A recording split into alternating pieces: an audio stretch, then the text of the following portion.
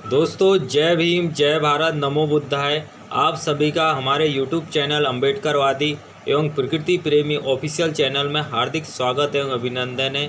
मैं हूं पंकज अम्बेडकर। दोस्तों जैसा कि आप सभी लोग जानते हैं, हमारा उद्देश्य है बाबा साहब के मिशन को, ज्योतिबा फुले जी के मिशन को, सावित्रीबाई फुले, पेरियार, ललई सिंह यादव जी के मिशन को डोर टू डोर पहुँचाना, बहुजन साहित्य को, दलित साहित्य को डोर टू डोर पहुंचाना। इसके लिए आप हमारे चैनल को सब्सक्राइब करें, हमारे वीडियो को ज़्यादा से ज़्यादा शेयर करें, जिससे कि हम ज़्यादा से ज़्यादा लोगों तक पहुंच पाए। दोस्तों जैसा कि हमने पिछले अंश में ओम प्रकाश वाल्मीकि जी द्वारा लिखी हुई पुस्तक जूठन से बताया था कि कैसे ओम प्रकाश वाल्मीकि जी का सरनेम वाल्मीकि उनके लिए मुसीबत का कारण बन गया था।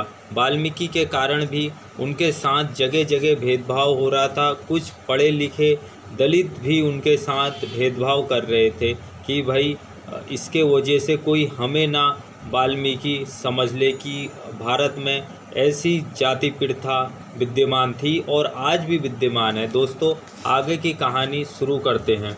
सभी साहित्यकार किसान भवन में ही ठहरे थे। मैं अपने मित्र राम सिंह जी के निवास सेक्टर 47 में रुका था। उनकी पत्नी इंदू जी साहित्यिक अभिरुचि संपन्न है। पुस्तकों के अध्ययन मनन का उन्हें शौक़ है। सत्र में हुई चर्चा का जिक्र मैंने उनसे किया था। वैसे तो वे कभी खुलकर नहीं कह सकी, लेकिन उस रोज़ उन्होंने दबे स्वर में कहा था, वाल्मीकि सरनेम कुछ ठीक नहीं लगता। उस समय इस पर हम ज़्यादा बहस नहीं कर सके थे, ना वैसे कोई गुंजाइश थी। अगले रोज़ वे लोग मुझे बस अड्डे तक छोड़ने आए थे। सेक्टर 47 जहां बसें रुकती थी, बेंचों पर ड्राइवर और कंडक्टर बैठे रहते हैं। जिस समय हम वहां पहुंचे वे ज़ोर ज़ोर से बहस कर रहे थे। ज़्यादातर ड्राइवर सिख थे। एक ड्राइवर ने बहस का समापन करते हुए कहा, कुछ भी कहो, चाहे जितना बड़ा अफसर बन जावे, उसकी जात नहीं बदल सकती। चूड़ा है तो चूड़ा ही रहेगा, चूड़ा। इस वार्तालाप को सुनकर इंदू जी ने मेरी ओर देखा। उनकी आंखों में जैसे प्रश्न था, अब कहो लेखक जी, इसके बाद भी आपके सरनेम का कोई औचित्यपूर्ण तर्क है? कुछ देर की खामोशी के बाद इंदू जी ने कहा था, आपका यह सरनेम किसी दिन आपकी प्रतिष्ठा को जबरदस्त धक्का पहुंचाएगा। उसी क्षण पास खड़ी उनकी बेटी सोनिया बोल पड़ी, अंकल जी, मैं अपने नाम के साथ वाल्मीकि लिखूंगी। उनका बेटा साहिल इस चर्चा को समझ नहीं पा रहा था। इंदू जी भविष्य के प्रति आशंका से भर गई थी। कुछ बोल नहीं पाई, बस ड्राइवरों की ओर एकटक देख रही थी। दफ्तर में भी कई अधिकारी, सहकर्मी तथा अधीनस्थ कर्मचारी इस सरनेम के कारण मेरा मूल्यांकन कम करके आंकते हैं। शुरू में गुस्सा आता था, आक्रोश में उलझ भी पड़ता था। विरोध तो अब भी करता हूँ, लेकिन अलग अलग ढंग से। अब कुछ सहजता से लेता हूँ, क्योंकि यह एक सामाजिक रोग है जो मुझे झेलना पड़ रहा है। जाति ही जहाँ मान सम्मान और योग्यता का आधार हो, सामाजिक श्रेष्ठता के लिए महत्वपूर्ण कारक हो, वहाँ यह लड़ाई एक दिन में नहीं लड़ी जा सकती। लगातार विरोध और संघर्ष की चेतना जो मात्र बाह्य ही नहीं, आंतरिक परिवर्तनगामी भी हो, सामाजिक बदलाव को दिशा दे। अब तो यह सरनेम मेरे नाम का एक जरूरी हिस्सा बन गया है, जिसे छोड़कर ओम प्रकाश की कोई पहचान नहीं। पहचान और मान्यता दोनों शब्द अपने आप में बहुत कुछ कह देते थे। डॉक्टर अंबेडकर दलित परिवार में जन्मे थे, लेकिन अंबेडकर ब्राह्मण का घोतक था, जो एक ब्राह्मण अध्यापक का दिया हुआ उपनाम था। ओम प्रकाश वाल्मीकि जी को इस बारे में जानकारी नहीं होगी, लेकिन अंबेडकर जी को अंबेडकर सरनेम किसी ब्राह्मण ने नहीं दिया है। उनके गांव अम्बाडवे के नाम पर उनका नाम अंबेडकर सरनेम उन्होंने खुद लिखा है। भीमराव का अंबेडकर के बिना कोई अर्थ नहीं। बात सन 1980 के आसपास की है। मैं और मेरी पत्नी कंदा राजस्थान भ्रमण से वाया दिल्ली चंद्रपुर महाराष्ट्र लौट रहे थे। जयपुर से पिंक सिटी एक्सप्रेस में सीट मिली थी। पास की सीट पर एक संभ्रांत परिवार, पति और पत्नी, दो छोटे बच्चे बैठे थे, जो जयपुर से नई दिल्ली जा रहे थे। बातचीत में पता चला कि पति किसी मंत्रालय में अधिकारी थे। सामान्य बातचीत चल रही थी, सहज और सुखद वातावरण था। राजस्थान की खूबसूरती पर चर्चा चल रही थी। मेरी पत्नी और अधिकारी की पत्नी घुल मिलकर बतिया रही थी। स्त्रियों में अपरिचय की दीवार जल्दी टूटती है। अचानक बातचीत के बीच विषय बदल गया। अधिकारी की पत्नी ने, मेरी पत्नी ने, बहन जी आप लोग बंगाली हैं? मेरी पत्नी ने सहजता उत्तर दिया, जी नहीं, उत्तर प्रदेश के हैं। मेरे पति ऑर्डिनेंस फैक्ट्री चंद्रपुर में पोस्टेड हैं। कौन जात हो? अधिकारी की पत्नी ने सवाल था। प्रश्न सुनते ही मेरी पत्नी का चेहरा फपक पड़ गया और मेरी ओर देखने लगी। सारा माहौल बिगड़ गया, जैसे अचानक स्वादिष्ट व्यंजनों में मक्खी गिर गई। जब तक मेरी पत्नी कुछ उत्तर देती, मैं उत्तर दे दिया, भंगी। भंगी शब्द सुनते ही सन्नाटा छा गया। रास्ते भर दोनों परिवारों में कोई संवाद नहीं हुआ। एक ऐसी दीवार बीच में खड़ी हो गई थी जैसे हमने किसी चोर दरवाजे से घुसकर उनकी हंसी खुशी में खलल डाल दी हो। माहौल बोझिल हो गया था। बहुत तकलीफदेह हो गई थी यात्रा। ऐसी एक नहीं अनेक घटनाएं बचपन से लेकर आज तक ना जाने कितने दंश जिस्म पर ही नहीं मन पर भी चुभे हैं।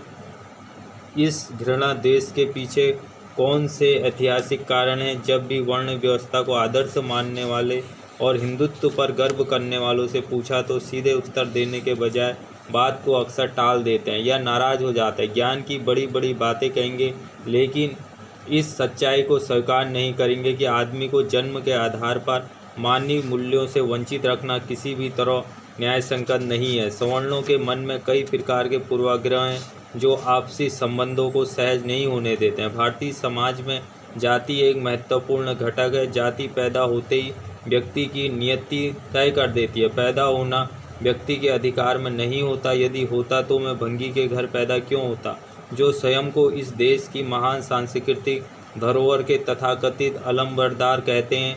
क्या वे अपनी मर्जी से उन घरों में पैदा हुए हैं? हाँ, इसे जस्टिफाई करने के लिए अनेक धर्मशास्त्रों का सहारा वे जरूर लेते हैं। वे धर्मशास्त्र जो समता स्वतंत्रता की हिमायत नहीं करते बल्कि सामंती प्रवृत्तियों को स्थापित करते हैं। तरह तरह के मिथक रचे गए वीरता के आदर्शों के कुल मिलाकर क्या परिणाम निकले? पराजित, निराशा, निर्धनता, अज्ञानता, संकीर्णता, कूपमंडूकता, धार्मिक जुड़ता, पुरोहितवाद के चंगुल में फंसा कर्मकांड में उलझा समाज जो टुकड़ों में बंटकर कभी यूनानियों से हारा, कभी शकों से, कभी हुड़ों से, कभी अफगानों से, कभी मुगलों से, फ्रांसीसियों और अंग्रेजों से हारा, फिर भी अपनी वीरता और महानता के नाम पर कमज़ोर और असहायों को पीटते रहे, घर जलाते रहे, औरतों को अपमानित कर उनकी इज्जत से खेलते रहे। आत्मसगाला में डूबकर सच्चाई से मुंह मोड़ लेना, इतिहास से सबक ना लेना, आखिर किस राष्ट्र के निर्माण की कल्पना है? वक्त बदला है लेकिन कहीं कुछ है जो सहज नहीं होने देता। कई विद्वानों से जानना चाहा कि सवर्णों के मन में दलित शूद्रों के लिए इतनी घृणा क्यों है? पेड़ पौधों, पशु पक्षियों को पूजने वाला हिंदू दलितों के प्रति इतना असहिष्णु क्यों है? आज जाति एक विशिष्ट और महत्वपूर्ण घटक है। जब यह पता नहीं होता कि आप दलित हैं तो सब कुछ ठीक रहता है। जाति मालूम होते ही सब कुछ बदल जाता है। फुसफुसाहटें, दलित होने की पीड़ा चाकू की तरह नस में उतर जाती है। गरीबी, अशिक्षा, छिन्न भिन्न दारुण जिंदगी, दरवाजे के बाहर खड़े रहने की पीड़ा, भला अभिजात्य गुणों से संपन्न सवर्ण हिंदू कैसे जान पाएंगे? जाति ही मेरी पहचान क्यों? कई मित्र मेरी रचनाओं से मेरे लाउडनेस, एरोगेट हो जाने की ओर इशारा करते हैं। उनका इशारा होता है कि मैं संकीर्ण दायरे में कह दूं, साहित्यिक अभिव्यक्ति को व्यापक अर्थों में ग्रहण करना चाहिए, संकीर्णता से बाहर आना चाहिए। यानी मेरा दलित होना और किसी विषय पर अपने परिवेश, अपनी सामाजिक आर्थिक स्थिति के अनुसार दृष्टिकोण बनाना एरोगेट हो जाता है, क्योंकि मैं उनकी नज़र में सिर्फ एससी हूँ, दरवाजे के बाहर खड़ा रहने वाला। दोस्तों, ओम प्रकाश वाल्मीकि जी के लिए जाति ही उनकी मुसीबत का कारण बन गई थी। जगह जगह उनको जाति के कारण अपमान झेलना पड़ता था और लोग उनकी मजाक बनाते थे। जाति ही एक महत्वपूर्ण घटक है। वो खुद कह रहे हैं कि किसी से यदि उनकी बात होती थी तो जब वो जाति पूछ लेता था तो बात वहीं पर ही रुक जाती थी, एक दीवार सी बन जाती थी। ओम प्रकाश वाल्मीकि जी ने अनेक साहित्य लिखे, अनेक कविता लिखी, अनेक रचनाएं लिखी, लेकिन मरते दम तक वो भी अपनी जाति से चिपके रहे। यदि वो अम्बेडकरवाद को तो जानते थे लेकिन उस हिसाब से नहीं जानते थे। बाबा साहब ने कहा कि बौद्ध धम्म में लौटो, आप पुराने मूल निवासी हो, समण संस्कृति को मानने वाले हो, यहाँ के बौद्धिस्ट लोग हो। लेकिन दलित साहित्यकार, दलित नेता, दलित अभिनेता जितने भी बने, उन्होंने बौद्ध धर्म नहीं अपनाया, हिंदू धर्म में ही पैदा हुए, हिंदू धर्म में ही मरे और अपनी ही जाति को सुधारने की बात करते रहे। ये उनका सबसे बड़ा माइनस पॉइंट रहा। दोस्तों, ओम प्रकाश वाल्मीकि जी द्वारा लिखी हुई पुस्तक जूठन का पहला खंड पूर्ण हो गया है। बहुत जल्दी हम जूठन का दूसरा खंड आप लोगों के बीच में लेकर आएंगे। आप लोगों से गुजारिश है कि हमारी वीडियो को ज़्यादा से ज़्यादा शेयर करें, हमारे चैनल को सब्सक्राइब करें, लाइक करें और कमेंट में जय भीम लिखना ना भूलें, जिससे कि हमें मालूम चलेगा कि हमारी वीडियो बहुजन समाज तक पहुंच रही है और बहुजन समाज हमको देख रहा है। आने वाले समय में हम आपके लिए भगत सिंह द्वारा लिखी हुई पुस्तक मैं नास्तिक क्यों हूँ लेकर आएंगे कि भगत सिंह ने उसमें बताया कि वो नास्तिक क्यों बने। जय भीम, जय भारत, नमो बुद्धाय।